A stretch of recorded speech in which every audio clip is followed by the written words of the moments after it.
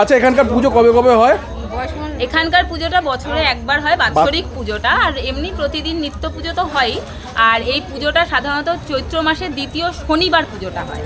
প্রত্যেক বছর চৈত্র মাসের দ্বিতীয় শনিবার এখানে মন্দিরের যে পুজোটা, বাৎসরিক পুজো, সেটা হয়। আর প্রত্যেক দিন নিত্য পুজোর জন্য পুরোহিত মশাই আসেন এবং নিত্য পুজো প্রত্যেকদিন করা হয়। আচ্ছা, এখানে এই মন্দিরে আসতে গেলে কীভাবে আসতে হবে? এই মন্দিরটা আসা খুবই সহজ, যেহেতু আমরা যে জায়গাটায় মানে মন্দিরটা আমাদের এখন যে জায়গাটা, সেই জায়গাটা হচ্ছে হালিশহর থেকেও খুব ভালোভাবে আসা যায় আর নৈহাটি থেকেও খুব ভালোভাবে আসা যায়, মানে মাঝামাঝি।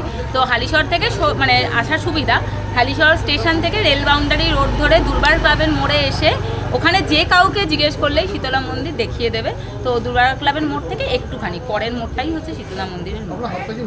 সেটা যে কোনো মানে টোটোওয়ালা অটোওয়ালাকেও যদি বলা হয় বালিভাড়া শীতলা মন্দির যাব, তাহলে সে নামিয়ে দেবে। আর তাছাড়া এখানে বালিভাড়া স্কুল আছে, হাই স্কুল, তো হাই স্কুলের আগের মোড়েই শীতলা মন্দির। যদি নৈহাটি থেকে আসতে কীভাবে আসতে হবে? নৈহাটি থেকে আসতে গেলে গরুফাড়ি হয়ে আসতে হবে। গরুফাড়ি তেলকল মোড় থেকে যে কোনো টোটোওয়ালাকে বলে বালিভাড়া স্কুলের সামনেই মন্দির। আর আজকে বাৎসরিক পুজো হচ্ছে? হ্যাঁ, আজকে এখানে বাৎসরিক পুজো হচ্ছে। বিভৎস ভিড় এখানেই আছে, মোটামুটি ভালো ভিড়ই আছে।